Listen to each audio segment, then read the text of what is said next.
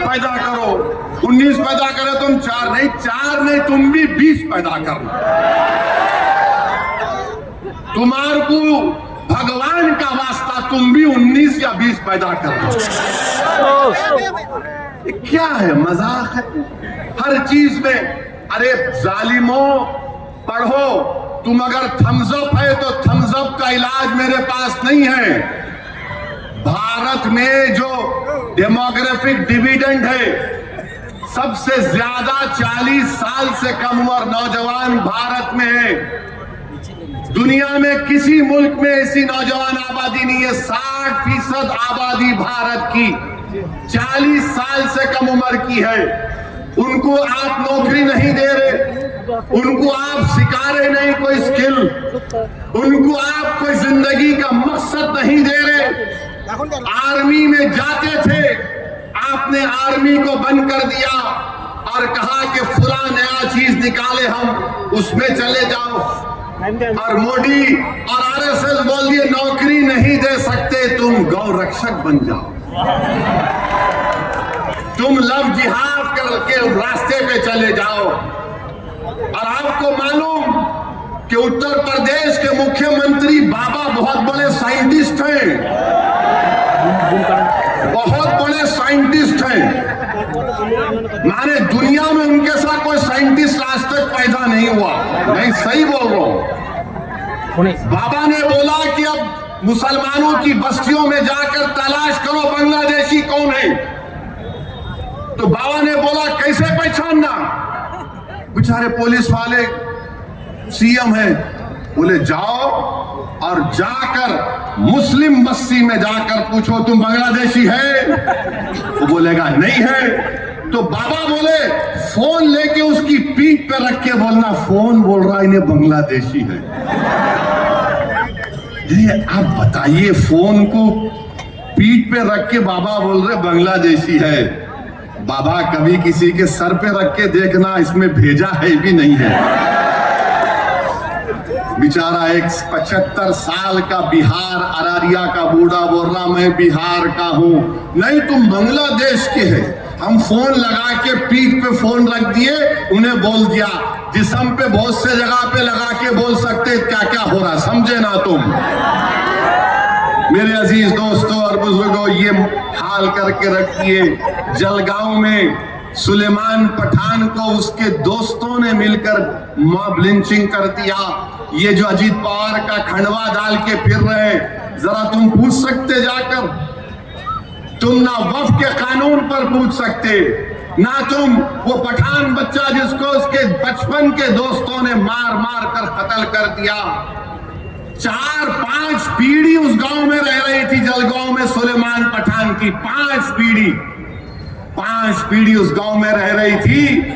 अब उसके बाप ने कहा कि मैंने बेटे को खो दिया, आप मेरी जान का खतरा है, गांव छोड़ के चला गया। ये ट्रिपल इंजन की सरकार के कारनामे हैं मेरे अजीज दोस्तों और बुजुर्गों।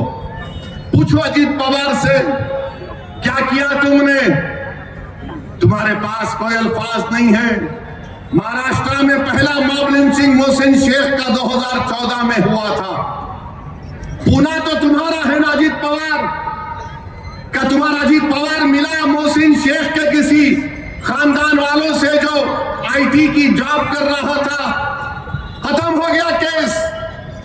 और यहां पर अमरावती में आके नहीं दादा बोले अबे तेरा दादा कौन है, तेरे को पता भी है या नहीं है। मेरे अजीज दोस्तों और बुजुर्गों, एक मुल्क में एक माहौल बना के रखती है कि बस नफरत पैदा करो भारत की सबसे बड़ी अकलियत के खिलाफ। और ये लोग आते हैं, कांग्रेस पार्टी का उम्मीदवार है, कर्नाटका में कांग्रेस बरसरे इख्तिदार है, बेंगलुरु में 300 मुस्लिम घरों को बुलडोजर लगाकर तोड़ दिया गया। 300, 1-2 नहीं, जमाल कॉलोनी में तो तोड़ के बाईपास की बात की गई थी, यहां पर तो बुलडोजर लगाकर खंडेर बना दिया गया। वहां पर उनके एक मुस्लिम मंत्री बोल रहे कि 1 जनवरी तक 50 देता हूं घर, फिर बोले 5 तारीख तक 40 देता हूं मैं।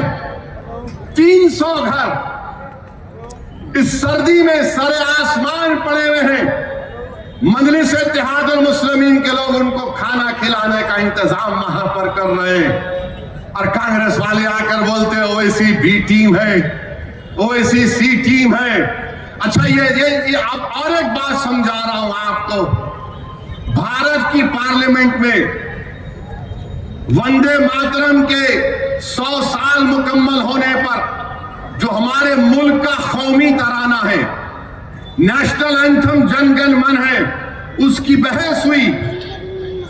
उस बहस में अजीत पवार के एक एमपी ने क्या कहा था, उस बहस में कांग्रेस पार्टी के एमपीज ने क्या कहा था, कभी आपने सुना उन लोगों से क्या कहा था उन्होंने? ये समाजवादी पार्टी भी आजकल इन्हों भी आते हैं, इन्होंने भी क्या कहा था इनके एमपीज आपने सुना? असदुद्दीन ओवैसी ने, मेरे भाई, मैंने अपनी तकरीर का आगाज किया कि 24 जनवरी 1950 को हमने संविधान अपने आप को दिया, तो संविधान का आगाज किससे होता है? We the people. सुनो आरएसएस को चाहने वालों, सुनो कांग्रेसियों, सुनो अजीत पवार, सुनो अखिलेश यादव, कि भारत का संविधान का आगाज वी द पीपल से होता है, भारत माता से नहीं होता है।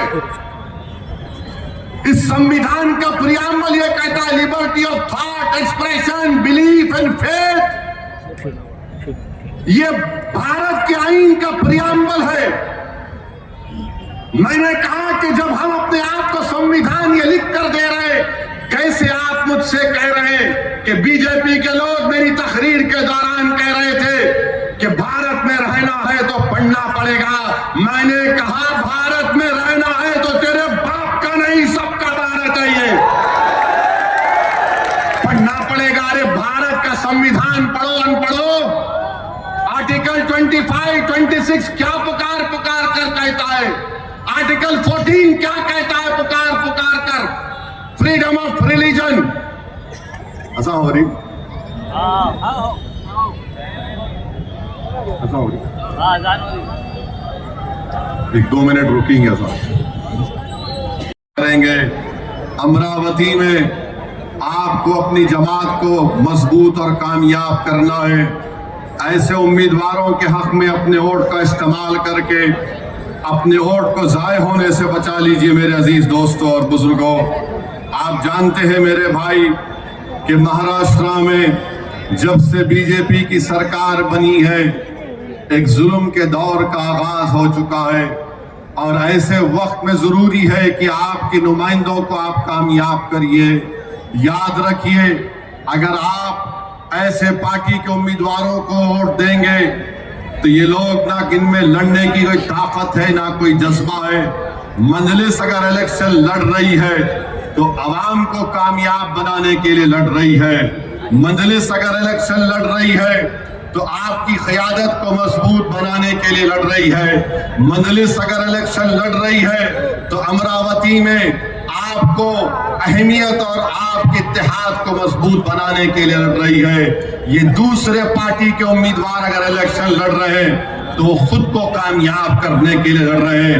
आप पतंग के निशान पर वोट देंगे तो ये आपकी कामयाबी होगी। अगर आप किसी और को वोट देंगे तो फिर ये उनके इनफरादियत की कामयाबी होगी, और वो सिर्फ अपनी जात के लिए लड़ रहे हैं।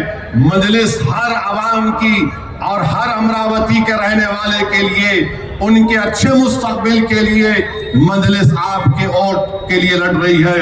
तो मेरे अजीज दोस्तों और बुजुर्गों, पार्लियामेंट में आपने देख लिया कि वंदे मातरम के ताल्लुक से मजलिस इत्तेहादुल मुस्लिमीन के तरफ से हमने एक दलील और तमाम आइन का हवाला देकर इन तमाम को एक्सपोज कर दिया।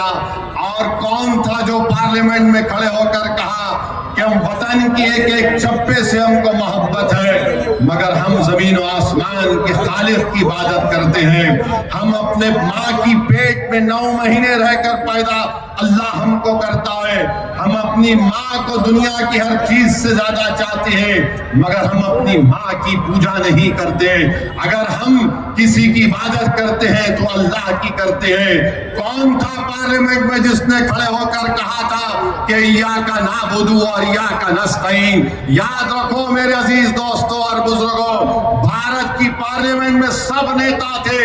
अगर किसी ने ऐसे वक्त में और बता दिया दुनिया को के सामने कि हम तौहीद के ऊपर कॉम्प्रोमाइज करने वाले नहीं हैं, हम शिर्क के करीब तो शिर्क करना तो दूर की बात, हम शिर्क के करीब भी नहीं जा सकते। आप याद रखिए, यही चीज होती है कि अगर आपका नुमाइंदा कामयाब होगा तो दुनिया के सामने आपके मजहबी तशख़्ख़ुस को भी पेश कर सकता है, वो दुनिया को दावत भी दे सकता है आपकी दीन के बारे में। मगर अगर आप अपनों को छोड़कर गैरों का गिरबान थामेंगे तो फिर याद रखिए 70 साल से हमने सबको आजमा कर देख लिया। अगर आज हम कमजोर हैं और बर्बादी के दहाने पर पहुंच चुके हैं तो हमने इनके ऊपर भरोसा किया जिन्होंने हर मोड़ पर न सिर्फ हमको धोखा दिया बल्कि हमारे जलते हुए घरों को देखकर अपने सर को पलटाकर वापस चले गए, जिन्होंने हमारे बच्चों की जवानी को जेल में बर्बाद होते देखकर ये लोग आवाज नहीं उठाए। हम एक नमाज के लिए रुक चुके, अज़ा के रुक चुके हैं, मुझे जाना वो हो चुका है। मैं अपनी तकरीर को मुकम्मल कर लेता हूं। मेरे अजीज दोस्तों और बुजुर्गों,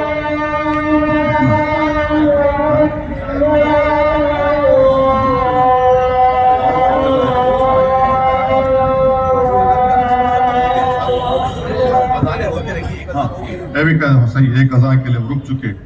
बहरहाल मेरे भाई, मैं आपसे अपील कर रहा हूं कि मजलिस को वोट देकर कामयाब करिए। और दूसरा जलसा कब है? 10 तारीख को मैं फिर आ रहा हूं इंशाअल्लाह। क्या कहेंगे? कहाँ पे? बहरहाल बाजू के ग्राउंड में आप आएंगे ना? I love you, you love me also, I know that. बहरहाल मेरे अजीज दोस्तों और बुजुर्गों, डरने और घबराने की जरूरत नहीं है। यकीनन जहां कहीं भी मॉब लिंचिंग होगी हम उसकी मजम्मत करते हैं। तो मेरे साथ नारा लगाइए, नारे तकबीर, नारे तकबीर।